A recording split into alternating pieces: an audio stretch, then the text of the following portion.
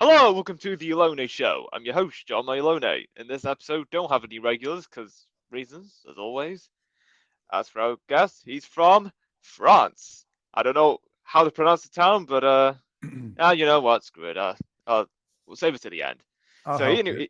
okay, Peasanasse. Pezenas. I thought so. Pezenas, France. He is an author, although almost. He's almost there to make it a full time. But yeah, he is an author. Ladies and gentlemen, I give you Mark Stephen Porto. Hi, and for me it's evening. So are you? You're in the UK, is that correct? Yes, Okay, yeah. So it's evening for both of us. Sometimes we don't know where we're broadcasting. So anyway, good evening to everybody. very good. So, how's life?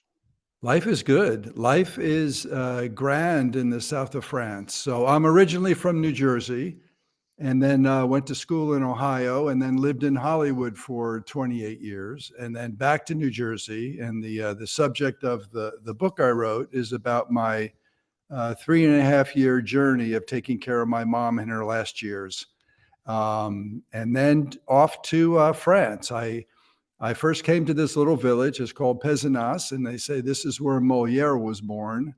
Not literally born, but the character or the playwright of Moliere came from Paris. And then while he was here, he became Moliere and wrote a couple of his major plays while he was in this little village. And it's about 8,400 people, and it's a very artsy village with a lot of political art and architectural history. And I came here to visit in April of 2015 and said, this will be my home.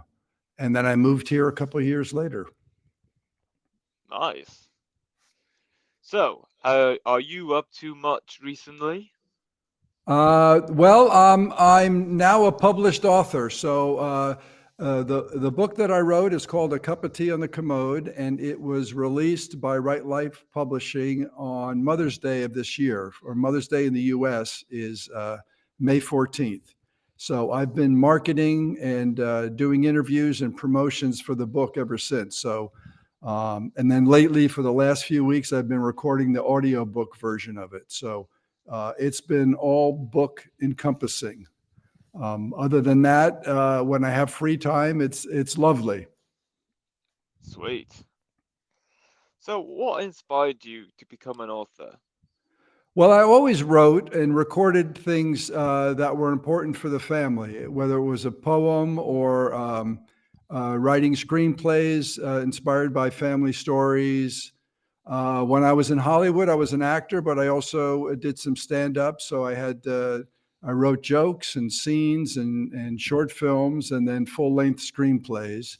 And I kind of always did that and performed and stuff as a kid. So I wasn't. This was the book is my first memoir or official book.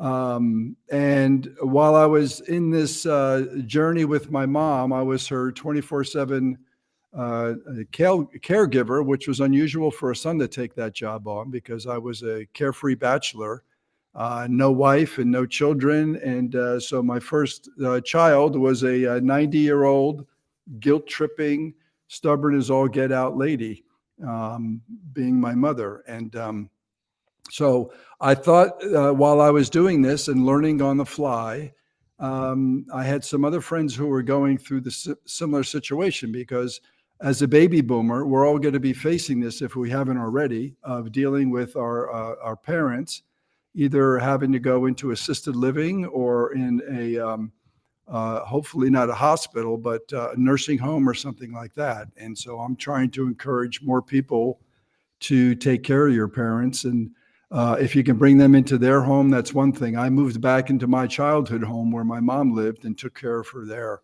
And so when I shared my story with other people, they seemed to get some benefit out of it.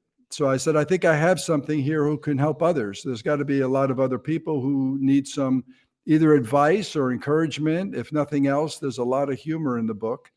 And so I decided a book would be the best medium to do this in. And since it was my first book, and memoir is a very particular genre. So I studied and worked with a memoir coach and read a lot of memoirs, did a lot of research before I jumped in. But I had a lot of notes that I took of conversations that we had, and a lot of photographs and videos. And as stories came up or different experiences came up, new stories or old memories would pop up, which was great. And so I had to figure out how to structure this so it would be not only an informative but entertaining book for others. And so that's why I started studying the memoir genre. And so I think the book is good. The reviews have been great, and yeah, so I think people will definitely enjoy it. Strangers, and what a nice benefit out of this thing is the village I grew up with in New Jersey. I haven't dealt with a lot of these people from high school, probably in over 50 years, and it's bringing all these people back into my life, and they love it because it reminisces. There's a lot of stories that take place in the town that we grew up in, and a lot of people are coming out of the woodwork that knew my parents that I didn't know knew my parents. So it's been a real lovely benefit to this thing that it's bringing a community together, and they're all sharing their personal stories, which have been very generous and humbling. But it's amazing how this thing has resonated with so many different people so far. Nice. Very good. What could you give a 40-minute presentation on without any preparation? Anything. I'm pretty good at improv, and I've had a pretty adventurous life. So if someone gave me a subject, usually if people hear anything about my stories, whether it's Hollywood or taking care of my mom, or I was a designer for many years. I had several. I started several. I call it. I've started several nonprofit companies, yet none of them were meant to be nonprofit. So I've excelled at failure, and I've learned a lot from it. So if someone gave me a subject, I usually ask them how much time do they have, and do they want the novel or the short story or the poem or the haiku of the subject. So I think I'd be pretty comfortable talking about anything. Interesting. If you could live anywhere in the world, well, besides where you are right now, where would it be? Oh, boy, it's tough to pick anything other than where I am. It has to be something different because I when I first came here, and especially when I saw the apartment that I bought, which I am recording from right now, I said, "This is it. This is where I'm going to be for the rest of my life." It's in the middle of the largest wine growing region in the world. Wine here is cheaper than water. The people are very kind and generous, and very forgiving because I kind of moved here on the spur of the moment. So I had very little French. An old girlfriend put the idea in my head that she always wanted to retire in France. So I never thought about it because my grandfather came from Italy. I've been there and felt very comfortable there because I use my hands a lot. So I felt right at home. But the first time I came to France, I felt even more comfortable. And we have French on my mom's side. So I think my French ancestors were calling to me because the first experience was lovely, and I decided to make it my home. So it would be tough to live anywhere else. Ah, all right then. What is your favorite drink? Well, I'll have to say coffee.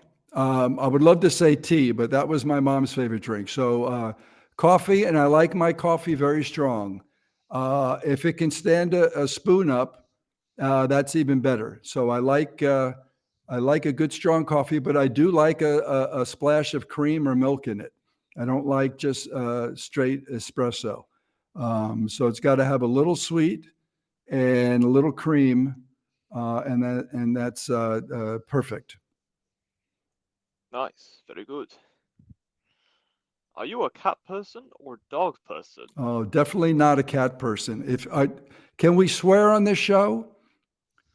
Go ahead. Yeah. I'll tell you my cat story. So I had asthma, and we grew up in a house that was filled with every furry pet you could possibly have. So originally we had probably at least 6 cats. Then we had mice, rabbits, rats, but cute ones, stray squirrels. One time we had an opossum. And people would bring their animals to us. My mother was a big animal lover, but we had all that fur.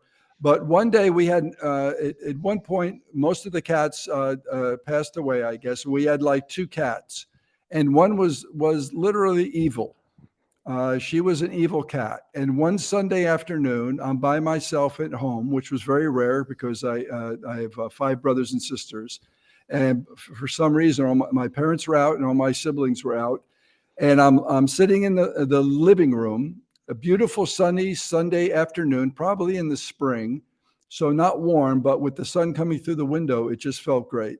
And all of a sudden, I feel a wet, warm thing hit me on my cheek and then drop down onto my lap.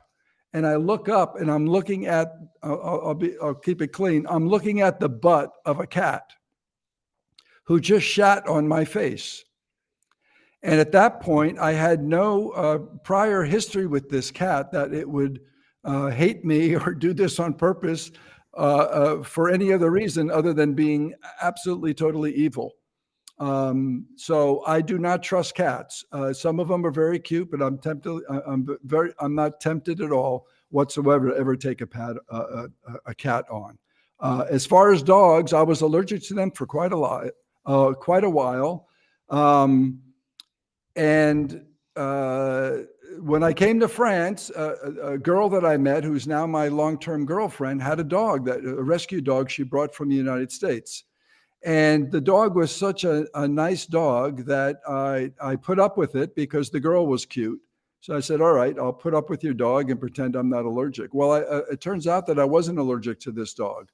And now she's taken on another rescue dog. And so I keep saying I'm not a dog person, but they seem to love me and I seem to love dogs. And whenever I see a dog now, they all seem to think I'm okay. So I'm definitely a dog person. Fabulous. Have you ever heard of a drink called banana friche? Banana frique? Friche. Frique. And do you know what goes in it besides banana? Well, honestly, I'm not sure. It's just something that came up on my head. Just the title. Yes, Well, you got to it's put some substance. That's what we call all sizzle and no steak. So I would say because of the name of it, you got to start with a banana yeah, and then figure out what your frique is. yeah. So the friche is kind of like a milkshake slash smoothie that has all the tingly sensations in the world. Okay. And yeah, that's all there is to it. There's so And much more. and is this a drink you invented? This is something I came up with. Okay. Well, when we meet, you have to make me one. We'll see. We'll give it a shot. Yes. What was the last concert you've been to? Uh, Let me see. Well, I probably it's been a long time because I don't like dealing with the traffic. It's such a pain in the neck, parking and all that business. But the last ones I went to in LA were Bruce Springsteen, which was great. And then I went to a Janet Jackson concert, which was also pretty interesting. And then a Kenny G concert. Kenny G gets a really bad rap, and I don't know why. I mean, he's very good. And if you like that nice, smooth jazz, it was great. So I think those were the last 3. My first concert was in 1969. I think I was 12 years old, and it was Grand Funk Railroad in Shea Stadium, New York. And Shea Stadium, New York didn't have concerts for about 5 years. The previous group, I don't know if you heard of them, they were called the Beatles. And that was then I think after that it went so crazy that they stopped I think having concerts in Shea Stadium for about 5 years. So Grand Funk Railroad was my first concert, and that was a lot of fun. Um, yeah, so there we go, full circle on the concerts. Hmm. Yes, of course. Would you sleep on the wall or sleep on the ceiling? Would I sleep? Sleep on the wall or the ceiling? Well, I have a very interesting ceiling up here. So I think the ceiling is attractive because it's a very high ceiling and it's all stone. They call this, I think, like a double groin ceiling, architectural ceiling, and it's all stone. And it was, they say my house was built in 1540. So we're coming up to 500 years. So I think there's a lot of history on that ceiling that I would be interested in getting close to. Hmm. Interesting. If your mind was an island, what would it look like? Wow. It would be, I would have to say it would be many little islands. I have lots of interests, and I would have to say my MO in life has been uh,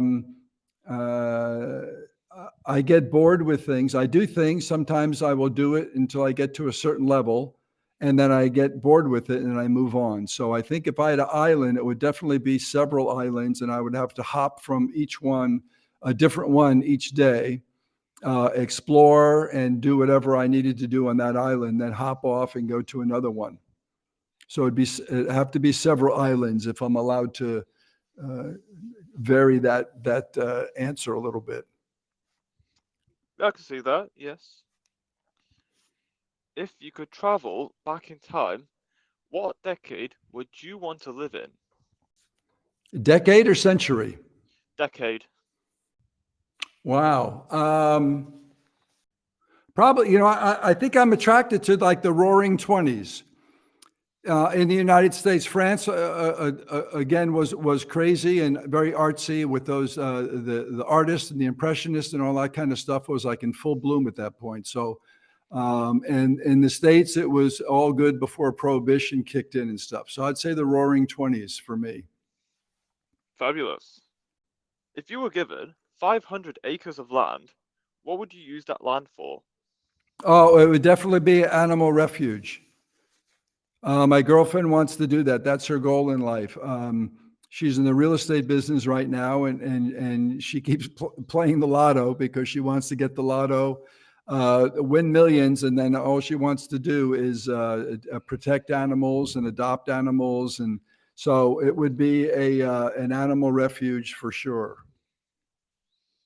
Wow, very nice. What music do you often listen to? It depends on what I'm doing. If I'm writing, it's interesting. So when I'm writing, sometimes I like absolute quiet. I'll put headphones with noise reduction headphones or something like that. But when I was writing an Italian a screenplay that took place in Italy, I would listen to Italian music, more classical type Italian music, and sometimes I like to listen just to classic music. It's very nice to write to and focus. If there's lyrics, then I have maybe a problem focusing. So it's got to be just instrumental music. So if I'm doing general writing, it would be classic music. If I'm doing a specific thing, if I was writing about France, I would definitely play French music. If I was writing about something where I needed to be more upbeat and stuff like that, I'd play rock and roll or some blues or jazz, upbeat jazz or something like that. But it all depends on what I'm the focus of the writing at that point. Ah, alright then. I can see that. If life was a game, like some people say, what are some of the rules? Um, my rules would be if you find the joy and think about others. Again, I've had a lot of adventures in my life, and what's helped because some of them haven't worked out, but I don't think I've had any regrets. And part of that is I've said that I'm going to look for the positive end on this because there's a lot of crap in the world. And if we focus on that, we're going to be miserable. But there's also a lot of good in the world too. So if we focus on saying, okay, here I am about to do this thing, like let's say becoming a first-time parent with my mother. I said, we're going to have fun when we do this, and I'm going to make you laugh at least once a day. And I'm going to enjoy this because it's an honor for me to take care of my mother. And so having a positive attitude is definitely a key factor in anything I do in life. But also caring about others and thinking about others, it's so easy, and it's so easy to be selfish and think about only yourself and also in the short term. I think our world is going a little crazy because people are thinking more on just the short-term benefit they're getting from something and not looking into the future and saying, well, there's going to be some consequences to that. So I think if we care for our fellow man, it's the golden rule, and I think it still applies, and it's a good thing. Think about, what you're doing to others. Do you want that done upon you? So I'd say those are the two main rules. And red wine. Wine is always good. When you really get into a predicament, have a glass of wine and take a deep breath. Ah, all right then. Would you rather not be able to open closed doors or not be able to close open doors? Um, what was the first part? Is what's more frustrating? Would you rather not be able to open closed doors or not be able to close open doors? I rather not be able to close open doors. Yes, absolutely.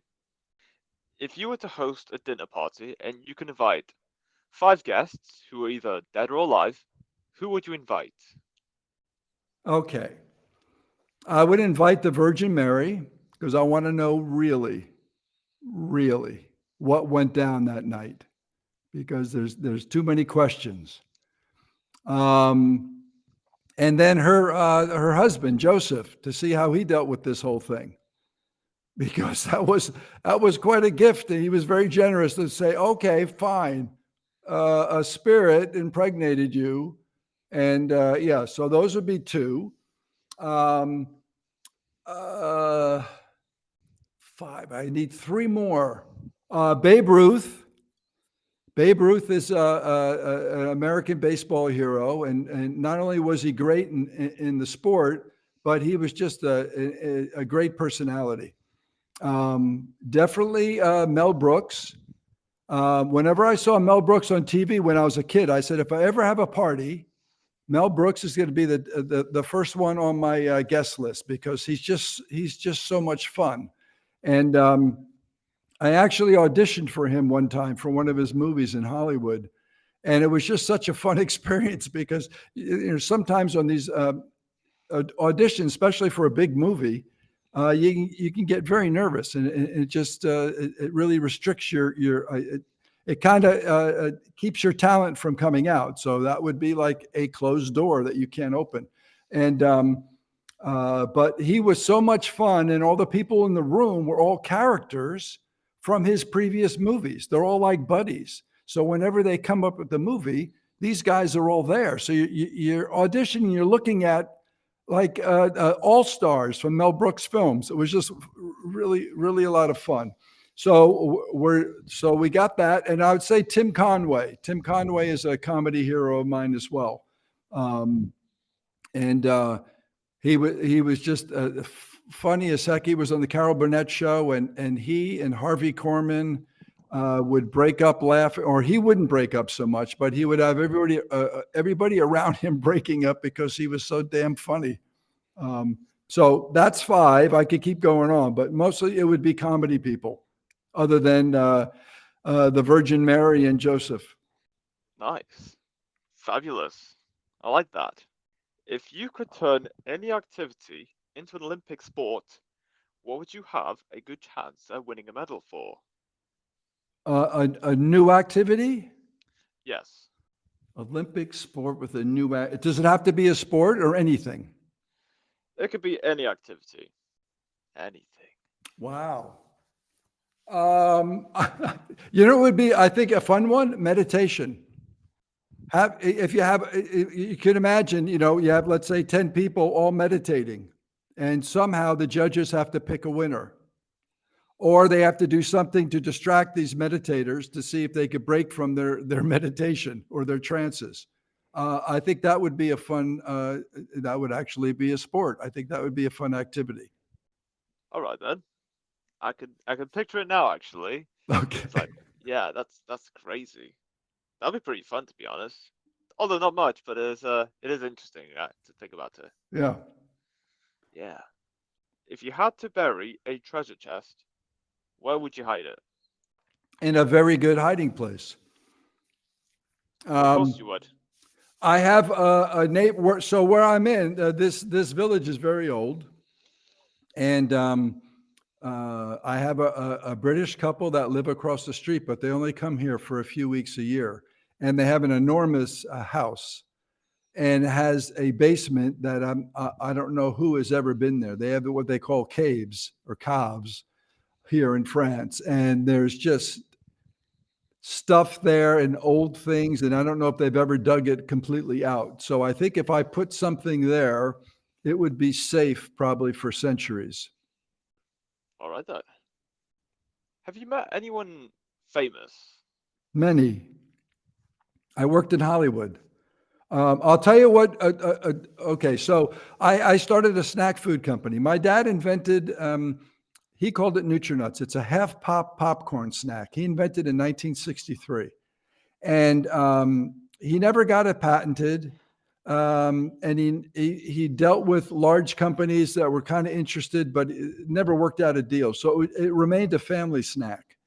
And then in early 1990s, we had nieces and nephews were learning about the story of Grandpa Poe's Nutrinuts, yet they never tasted it. So I asked my dad for the recipe, and I said, I'm going to make this product work. And so I took it on and started sharing samples around Hollywood, and the buzz around Hollywood was fantastic. And then I started doing research in the market, and there was still nothing like it. This is now 40 years into this product, nothing like it on the market. So I said, I'm gonna make a company, and within a couple of years, I built this into a national brand called Grandpa Poe's Originals. And when I first started out, I would do sampling around some of the upscale grocery stores in the Los Angeles area. So I met everybody from Steven Spielberg to Sidney Pollack, Dustin Hoffman. I guess those are the big ones. A few other, I guess, familiar faces that I grew up in television knowing, but I can't remember their names or anything. Those people you go, oh yes, I know you, but I don't know your name. Eric Estrada, Bob Hope, all these people go out and they shop like regular people for the most part. So it's very interesting seeing them in stores. But when you can open up a dialogue with them, especially regarding a snack that was part of your family secret, it was very fun. So, and then I did a movie. I was in this movie Castaway with Tom Hanks, directed by Robert Zemeckis. So that, and then Steven Spielberg actually produced that. So all those guys I met on the same day on the set. Yeah, everything you hear about Tom Hanks is true. He's just a sweetheart. There are some stars or A-listers that aren't so pleasant to work with, but he is just a very nice, very generous guy, and all those guys were. That was a lovely experience. So, oh, and I had Sophia Loren. If we want to go to our international star, I did we do these things called showcases in Hollywood. So you do a play, usually short minute scenes, and you invite Hollywood people to come, and hopefully you'll get some work out of that. And so one of the things that I did, the son of Sophie Loren. His girlfriend was in it. So Sophie Loren came to this show. So I had Sophie Loren see me on stage, which was very cool. And then at the same show, George Carlin was there. And George Carlin, his one of his assistants, was in this the scene that I did. And so he was great. So on that night, we had George Carlin and Sophie Loren see Mark Stephen Porro on stage. So that was a big thrill. Wow, nice. And that is all we have for this episode. It's great having you on, Mark, talking about your work as an author and your life in Hollywood, everything else. It's been great. Super. And don't forget A Cup of Tea on the Commode. It's a lovely book. The subtitle is My Multitasking Adventures of Caring for Mom and How I Survived to Tell the Tale.